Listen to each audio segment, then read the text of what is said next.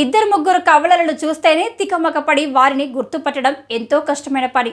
అలాంటిది ఓ పాఠశాలలో 19 మంది కవలల జంటలు విద్యను అభ్యసిస్తుండటంతో ఉపాధ్యాయుల పరిస్థితి అర్థం చేసుకోవచ్చు.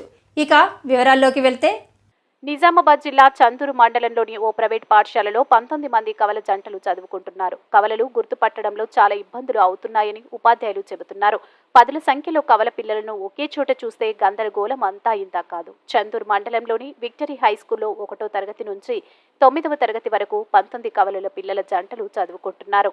అంటే 38 మంది కవల పిల్లలు ఈ పాఠశాలలో చదువుకుంటున్నారు.